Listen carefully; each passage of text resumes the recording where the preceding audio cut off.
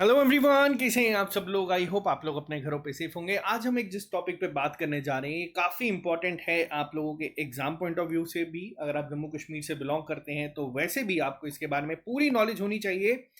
Public safety act या जिसे हम लोग पीएसए भी कहते हैं, ये क्या है, इसका ओरिजिन कहाँ से हुआ, इसकी बैकग्राउंड हिस्ट्री क्या थी, आज की डेट में ये न्यूज़ में क्यों है, हर एक चीज़ को डिटेल में डिस्कस करेंगे। जो लोग इस चैनल पर नए हैं इस चैनल को सब्सक्राइब कर लीजिएगा ताकि आपको हर एक अपडेट मिलता रहे। काफ़ी इंपॉर्टेंट इशू ये चल रहा है इस टाइम पे। न्यूज़ में क्यों आया उस पर भी बात करेंगे। क्या ये ओरिजिन इसका अभी कुछ साल पहले का है, क्या 370 टूटने से पहले ये था या उससे भी पहले, तो आज हम पूरा डिटेल में इसको समझने की कोशिश करेंगे।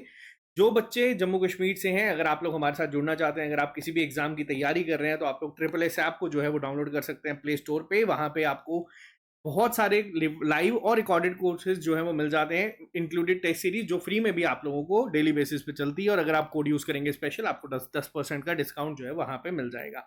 तो चलिए बात करते हैं पब्लिक सेफ्टी एक्ट के बारे में। पब्लिक सेफ्टी एक्ट की अगर मैं बात करूं तो यहाँ पे सबसे ज्यादा इंपॉर्टेंट चीज क्या है, इसको हम लोग रेफर करते हैं पीएसए के नाम से। ठीक है, आप लोग इसको जानते हैं, बहुत क्लोजली कुछ लोगों ने इसको देखा है। लेकिन अब ये पीएसए क्या है, देखो सबसे पहली चीज, पीएसए जो है ये एक प्रिवेंटिव डिटेंशन लॉ है।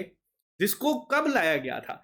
क्या ये आर्टिकल 370 के बाद आया है, J and K reorganisation act लाया है? तो ऐसा नहीं है, ये 370 से पहले का था। अगर मैं पीएसए की बात करूं, जो अभी हम लोग पढ़ते हैं पब्लिक सेफ्टी एक्ट 1978 का, ये जे एंड के स्टेट लेजिस्लेचर के द्वारा लाया गया था। जब चीफ मिनिस्टर कौन थे? शेख अब्दुल्ला जी। अब यहाँ पे ध्यान देना क्योंकि इनका जिक्र आगे भी होगा। शेख अब्दुल्ला जी इसको लेके आए थे कब, किस डेट को, ये पेपर में पूछा जा सकता है तो आपको पता होना चाहिए। 8 अप्रैल 1978 को पीएसए जो है, जो आज की डेट में हम लोग देख रहे हैं, पीएसए एक्ट जो है 1978 का, ये आया था आपका 8 अप्रैल 1978 में। उस समय, अब आप लोग कहेंगे सर उस समय इतना मिलिटेंसी का भी जोर नहीं था, वो 90s में हुआ। तो ये क्यों लाया गया था? देखो उस टाइम पे इसको लेके आने का पर्पज सिंपल था, क्योंकि बहुत सारी जगहों पे जो टिम्बर स्मगलिंग हो रही थी, ठीक है, उसको किस तरीके से रोका जाए, तो वहां पे उस पर्पस के लिए ये पीएसए जो है वो लेके आएंगे। लेकिन उसके बाद जैसे जैसे टाइम बीता, जो जो इश्यूज सामने आते गए, जैसे इंसर्जेंसी का हो, मिलिटेंसी का हो, या फिर पॉलिटिकल डिसेंट का हो, तो इसको जो है वो यूज किया गया। ठीक है, ध्यान से समझना। अभी हम बात करें किसकी? पीएसए की। तो अब आप लोग सोचेंगे कि सर ठीक है, आपने बताया पीएसए 1978 में आया है, लेकिन अगर मैं आपको बोलूं ये आजादी से भी पहले से चलता आ रहा है। अब किस तरीके से चलता आ रहा है, थोड़ा सा ओरिजिन पे बात करेंगे। देखो इसके जो, अगर मैं ओरिजिन की बात करूं तो पीएसए जो है, जिसको हम लोग पब्लिक सिक्योरिटी एक्ट भी कई जगहों पे आप लोगों ने पढ़ा होगा, ये डिफेंस ऑफ इंडिया एक्ट 1915 में जो है वहां से आता है। ब्रिटिश जो थे, जो ब्रिटिशर्स जब राज करते थे 1915 में, अब आप थोड़ा सा फ्लैशबैक में जाओ क्योंकि मॉडर्न हिस्ट्री से बच्चे पढ़ रहे हैं। उस टाइम पे क्या था, वर्ल्ड वॉर चल रही थी, और उस दौरान पीएसए जो है यानी कि पब्लिक सिक्योरिटी एक्ट जो है, वो डिफेंस ऑफ इंडिया एक्ट 1915 से ड्रॉ करा गया था। और ब्रिटिशर्स जो थे इसका कहीं ना कहीं पूरा यूज करते थे, किसके लिए?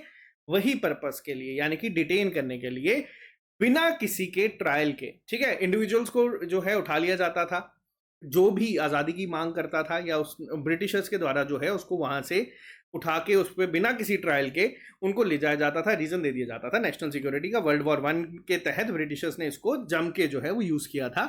तो यहाँ से एक बेसिक चीज आप लोगों को क्लियर हो चुकी होगी कि ऐसा नहीं है कि अभी यहाँ पे चीजें चल रही हैं, ब्रिटिशर्स के द्वारा भी कई बार पहले करी जा चुकी हैं। उसके बाद 1946 में ही पब्लिक सिक्योरिटी एक्ट जो है ब्रिटिशर्स ने जे एंड के पे लगाया था, जो एक मूवमेंट चल रही थी, क्विट कश्मीर मूवमेंट। अब इस मूवमेंट को रोकने के लिए जो है वो करी गई थी। अब आप लोग देखेंगे कि किसके ऊपर लगाया गया था, तो ये लगाया गया था शेख अब्दुल्ला के ऊपर, जिन्होंने जो प्रोटेस्ट जो है उस समय कर रहे थे कि डोगरा मोनार्की के अगेंस्ट इन्होंने जो है ये प्रोटेस्ट कर रहे थे, और इन पे जो है पीएसए लगाया था। अब आप लोग एक चीज को ध्यान से देखना, जो यहाँ पे मैंने आपको क्या बताया, प्रिवेंटिव डिटेंशन लॉ, ये किसके द्वारा लाया गया था? ये शेख अब्दुल्ला ही इसको लेके आए थे। अब थोड़ा सा समझने की कोशिश करना, इनके ऊपर 1946 में ये चीज हुई, 1978 में वापस ये इसको लेके आए। अब यहाँ पे हुआ क्या आजादी के बाद? अब देखो हुआ क्या, 1947 से पहले मैंने आपको बताया ब्रिटिशर्स यूज करते थे कि अगर कोई चीज, मान लेते हैं कि कोई अगर आवाज उठा रहा है तो उसको नेशनल सिक्योरिटी का थ्रेट देके उसको जो है अंदर कर दिया जाता था। अब पोस्ट इंडिपेंडेंस के बाद क्या हुआ, इंडिया को आजादी मिली, जे एंड के ने क्या किया, इंट्रोड्यूस करा प्रिवेंटिव डिटेंशन एक्ट 1954, वर्ड का ध्यान रखना, पेपर में पूछा जा सकता है, जो कि टेम्परेरी मेजर्स के लिए आया था, उसको 1958 में वापस रेक्टिफाइड करा गया और उसमें बहुत सारी अमेंडमेंट्स हुई जो बाद में जाके बना J&K पब्लिक सेफ्टी ऑर्डिनेंस 1977, जो लेटर ऑन रिप्लेस हो गया आपका PSA 1978 में। ये तो था इसका पूरा एक हिस्ट्री का बैकग्राउंड कि ये कहाँ से आया, ओरिजिन क्या है। अब आज के PSA के ऊपर हम लोग थोड़ी सी बात करेंगे। एक बार जल्दी से आपको ना मैं यहाँ पे क्विक रिव्यू यहाँ पे दे देता हूँ कि हम लोगों ने अभी तक क्या चीज को समझा है। PSA आपका बेसिकली एक प्रिवेंटिव डिटेंशन लॉ है, ठीक है। 1978 में जो आज का PSA हम लोग देखते हैं, ये 1978 का जो है ये चलता आ रहा है। जब लाया गया था तब सिंपल पर्पस था टिम्बर स्मगलिंग को रोकने के लिए। तो अब आपका एक सवाल ये भी आएगा कि सर क्या अब टिम्बर स्मगलिंग होती है नहीं होती? देखो बिल्कुल होती है। 2024 में जम्मू के नगरोटा एरिया से, आपके कुलगाम के एरिया से 2 लोगों को डिटेन करा गया था PSA के तहत, जो टिम्बर स्मगलिंग कर रहे थे। जो मेन ओरिजिन इसका पर्पस था वो टिम्बर स्मगलिंग था। काफी सारी अमेंडमेंट्स इसमें हुई है, जिसमें लेटर ऑन बहुत सारी चीजें जो है वो ऐड की है। कुछ इंपॉर्टेंट अमेंडमेंट यहाँ पे मैं आपको बताऊंगा। अब देखो कुछ की प्रोविजन आते हैं इसके अंदर। अब देखो सबसे पहली चीज PSA है क्या। अब मान लेते हैं किसी पे PSA होता है, फॉर एग्जाम्पल रिसेंट न्यूज में आप लोग देख रहे हैं महराज मलिक जो कि सिटिंग MLA है, उन पे ये करा गया है। अब हुआ क्या है, ये डिजाइंड इस तरीके से है कि अथॉरिटीज को अलाउ कर देता है कि डिटेन कर सकते हैं वो इंडिविजुअल्स को विदाउट ट्रायल, ठीक है। अब यहां पे देखो क्या होता है, अगर बाहर के कहीं स्टेट में जाते हो, आपने किसी पे FIR करी, उसके पास हक है कि वो उसको जाएगा कोर्ट में चैलेंज कर सकता है। यहाँ पे क्या है, यहाँ पे ये ट्रायल का प्राविधान नहीं है। कितने साल तक आप उसको डिटेन करके रख सकते हैं? 2 साल तक ये जो चीज है ये की जा सकती है to prevent actions deem prejudicial to the security of the state. Points को ध्यान से समझना। The maintenance of public order और specific activities like timber and liquor smuggling. तो के तहत, इन पॉइंट्स के तहत अगर कोई भी यहाँ पे अथॉरिटीज को लगता है कि कोई भी इंडिविजुअल जो है वो अगर कल को स्टेट की सिक्योरिटी के लिए या फिर जो पब्लिक ऑर्डर है उसकी मेंटेनेंस के लिए थ्रेट बन सकता है, और अगर कोई टिम्बर या लिक्विड स्मगलिंग के साथ रिलेटेड है तो उस पर PSA लगाया जा सकता है। और PSA जो है वो पावर देता है अथॉरिटीज को कि बिना ट्रायल के 2 साल तक वो उनको डिटेन कर सकता है। अब कौन सा सेक्शन है जो इसको देता है, ध्यान से समझना, पेपर में अगर पूछा जाएगा तो आपको पता होना चाहिए। अब देखो सेक्शन 8 जो है वो जो डिटेंशन ऑर्डर इशू करने की पावर है वो देता है किसको? डिस्ट्रिक्ट मजिस्ट्रेट को, ठीक है। अब डिस्ट्रिक्ट मजिस्ट्रेट जो है वो ऑथराइज पर्सन है कि वो जो है ये डिटेंशन के ऑर्डर जो है वो दे सकता है अगर वो ये पाता है कि कोई जो इंडिविजुअल है वो इन केसेस में इन्वॉल्व है तो, ठीक है। इनमें से कोई भी एक हो सकता है अगर उनको लगता है। DC जो है या डिस्ट्रिक्ट मजिस्ट्रेट जो है वो ऑथराइज्ड है, किस सेक्शन के तहत है? सेक्शन नंबर 8 के तहत वो यहाँ पे इसको इशू कर सकते हैं। डिटेंशन विदाउट ट्रायल होता है। अब यहाँ पे क्या है, 2 साल तक का जो है विदाउट चार्जेस उनको डिटेन किया जा सकता है, ठीक है। अब कुछ इंपॉर्टेंट अमेंडमेंट्स की मैंने आपको बात करी थी। थोड़ा सा अगर मैं इंपॉर्टेंट अमेंडमेंट की बात करूं तो 1985 में इसके जो ग्राउंड्स थे, जो कि स्टार्टिंग में मैंने आपको क्या बताया था, सिर्फ टिम्बर स्मगलिंग को लेके था, इसके जो ग्राउंड्स थे उसको थोड़ा बढ़ा दिया गया। कैसे? जो आपकी मिलिटेंसी है या बाकी सब फैक्टर्स हैं उनको भी ऐड कर दिया गया कि उनके भी अगर किसी पे इंसान पे शक है कि वो सिक्योरिटी का थ्रेट बन सकता है या फिर पब्लिक ऑर्डर को डिस्टर्ब कर सकता है, वो सब प्राविधान यहाँ पे 1985 के अमेंडमेंट में ऐड किए गए।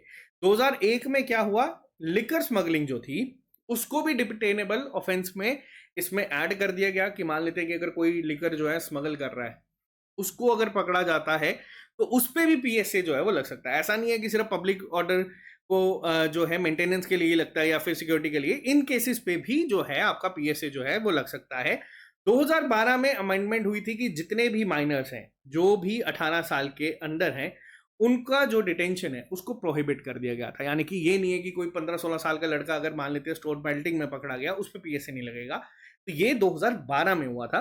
और 2018 में क्या हुआ था कि डिटेंशन जो है वो आउटसाइड J&K भी हो सकती है। अब देखो मैंने आपको एक और चीज यहाँ पे इंटरेस्टिंग चीज बताई थी। क्या? किसको लेके कौन आए थे? शेख अब्दुल्ला जी, ठीक है, टिम्बर स्मगलिंग के लिए लेके आए थे। शेख अब्दुल्ला के बेटे फारूक अब्दुल्ला और शेख अब्दुल्ला के पोते जो हैं, जो हमारे करंट CM है, ये भी PSA में थे। आर्टिकल 370 के टूटने के बाद इन पे भी जो है होम अरेस्ट हुए थे, हाउस अरेस्ट हुए थे, उसके बाद ये इस पे चला था, डिटेंशन में थे विदाउट ट्रायल। याद रखना सुप्रीम कोर्ट तक में ये केस गया था, सिंपल मैं आपको सिर्फ समझाने के लिए एक ओवरव्यू दे रहा हूँ। अब बात करते हैं जो करंट सिनेरियो चल रहा है कि पहला इंस्टेंस हुआ है कि एक सिटिंग एमएलए जो है, आमतौर पे आम जो लोग हैं या जो भी इनमें इन्वॉल्व होते हैं, उन पे आप लोग देखते हैं कि उन पे पीएसए लगा है। अब क्या हुआ है, पहला इंस्टेंस ऐसा आया है कि एक सिटिंग एमएलए जो कि महराज मलिक है, आम आदमी पार्टी से लीडर है, उनको डिटेन करा गया है पीएसए में सिंस 2019 एब्रोगेशन ऑफ आर्टिकल 370। अब इस लाइन का ध्यान रखना, पहले सिटिंग एमएलए का मतलब है कि जो आर्टिकल 370 टूटने के बाद जिनको डिटेन करा गया है। अब इनके पास क्या यहाँ पे इमीडिएट प्रोसीजरल रिक्वायरमेंट्स होती हैं। सबसे पहली चीज क्या है कि अगर पीएसए इन पे हुआ है तो सबसे पहले नोटिफिकेशन दी जाती है असेंबली स्पीकर को, ठीक है, यानी कि जो भी डिस्ट्रिक्ट मजिस्ट्रेट या डीसी जिन्होंने भी ऑर्डर्स इशू किए हैं डिटेंशन के अंडर सेक्शन 8। अब इस सेक्शन को ध्यान रखना, कल को अगर पूछा जाएगा आप लोगों से पेपर में भी कि किस सेक्शन के तहत ये डिटेन किया जाता है, तो सेक्शन 8 के तहत इनको इमीडिएटली इन्फॉर्म करना है किसको, जो भी लेजिस्लेटिव असेंबली के स्पीकर हैं। होमवर्क नोट कर लेना, कमेंट बॉक्स में लिख के बताना कि इस समय कौन है, ठीक है। इसके बाद क्या उनकी मेंबरशिप जो है वो और जो उनका स्टेटस एमएलए का वो छिन जाता है, तो देखो उनकी मेंबरशिप जो है यानी कि जो एमएलए हैं वो रहेंगे, ऐसा नहीं है कि वो नहीं रहेंगे या हट जाएंगे। बट एक और बहुत इंपॉर्टेंट लॉ जो है वो रिसेंटली अभी न्यूज में था, वो था आपका JNK रीऑर्गेनाइजेशन अमेंडमेंट बिल, ठीक है। अब इस बिल के तहत क्या चीज सामने आती है, किस सेक्शन में अमेंडमेंट हुई है, सेक्शन 54 में। वो एक लीगल फ्रेमवर्क ये देता है कि किसी भी चीफ मिनिस्टर को या मिनिस्टर को या एमएलए को आप रिमूव कर सकते हैं अगर वो अरेस्ट होते हैं या डिटेन होते हैं, कस्टडी में रहते हैं for a serious criminal charge. अभी तक ये इंप्लीमेंट हुआ नहीं है, बट आपने देखा था अभी पिछले महीने ही अमित शाह ने इस बिल को पेश करा था लोकसभा में। तो ये चीज आपको पता होनी चाहिए कि अभी ये इम्प्लीमेंट नहीं है, तो यानी कि महराज मलिक के केस में ऐसा नहीं है कि 30 दिन जेल में रहेंगे तो हट जाएगी, बट एक बिल इस तरीके का भी सामने आया है, अभी के लिए ये रहेंगे। अब एमएलए जो है वो इसको चैलेंज कर सकते हैं in future, JNK high court में भी और सुप्रीम कोर्ट में भी। एमनेस्टी इंटरनेशनल जो है उसने एक ग्लोबल ह्यूमन राइट ऑर्गेनाइजेशन है जिसको क्रिटिसाइज करती है इस पीएसए को एज अ लॉलेस लॉ, ठीक है। अब कुछ इंपॉर्टेंट पॉइंट्स पे हम लोग यहाँ पे बात करेंगे जो आप लोगों को समझना जरूरी होगा। सबसे पहली चीज आपको समझ आया होगा कि पीएसए क्या होता है। ये होता है पब्लिक सेफ्टी एक्ट 1978, जो करंटली आप लोग देखते हैं, जो न्यूज में आपको देखने को मिलता है वो कौन सा है, वो है हमारा पीएसए यानी कि 1978 का, ठीक है। ओरिजिन क्या है, कहाँ से शुरू हुआ, पहले ब्रिटिशर्स भी इसको कई तरीके से यूज करते थे। अगर कोई भी इंडिविजुअल जो है उसको विदाउट ट्रायल, जो भी वर्ल्ड वॉर 1 के दौरान जो भी उनको लगता था नेशनल सिक्योरिटी के लिए थ्रेट है, उसको डिटेन किया जा सकता था। वही 1946 में क्विट कश्मीर मूवमेंट को भी जो शेख अब्दुल्ला लीड कर रहे थे उन पे भी लगाया था। और 78 में जो है JNK लेजिस्लेटर ने, स्टेट लेजिस्लेचर ने इसको जो है लाया था, कब, 8 अप्रैल 1978 में। अब यहाँ पे अगर मैं बात करूं, कई लोग कहते थे कि आर्टिकल 370 जो है वो अमर है, वो नहीं टूट सकता है, तो मैं आपको बता दूं जिस तरीके की हालात हैं, पीएसए जो है वो अमर है, वो नहीं हट सकता है। क्योंकि आप लोग देख सकते हैं ब्रिटिशर्स के टाइम से ये चीज जो है वो चलती आ रही है, तकरीबन 100 साल से ज्यादा का टाइम यहाँ पे हो चुका है इस चीज को चलते हुए। बहुत सारे लोग इसको अपोज करते हैं, कुछ लोग इसके फेवर में रहते हैं। अब कहीं ना कहीं अगर बात करी जाए इंसर्जेंसी को लेके, मिलिटेंसी को लेके, तो वो बहुत हद तक सही भी है। कई लोग कहते हैं कि पॉलिटिकल पावर्स का इसमें गलत इस्तेमाल किया जाता है। तो ये एक अपने एंड में कंट्रोवर्शियल टॉपिक है जिसपे हम लोग ना जाते हुए आप लोगों को बिल्कुल डिटेल में, हम लोगों का फर्ज था आपको बताना कि अगर आप जम्मू कश्मीर से हैं तो पीएसए क्या होता है वो आपको बताएं। अब ये एक इंपॉर्टेंट टॉपिक था जिसको बहुत सारे बच्चे काफी दिनों से न्यूज में देख रहे हैं कि पीएसए है, पीएसए है। पीएसए होता क्या है, कहाँ से इसका ओरिजिन हुआ, कौन सी सेक्शंस के तहत पावर मिलती है कि डिटेन किया जा सकता है, और कौन से केसेस में डिटेंशन जो है वो हो सकती है, वो भी मैंने आपको यहाँ पे बताया। Security of the state, maintenance of public order, या फिर स्पेसिफिक एक्टिविटीज लाइक टिम्बर और लिकर स्मगलिंग। अगर कल को आपको जेकेपीएससी में पूछा जाएगा तो आपको इसका आंसर भी पता होना चाहिए। कुछ इंपॉर्टेंट अमेंडमेंट्स हुई थी उसके बारे में बात किया, और हम लोगों ने बात की यहाँ पे पहला इंस्टेंस जो देखने को मिला है जिसमें सिटिंग एमएलए को जो है डिटेन करा गया है पीएसए के तहत आफ्टर एब्रोगेशन ऑफ आर्टिकल 370। तो अगर आप लोगों को इसमें कोई डाउट है तो आप लोग लिख के बताइएगा।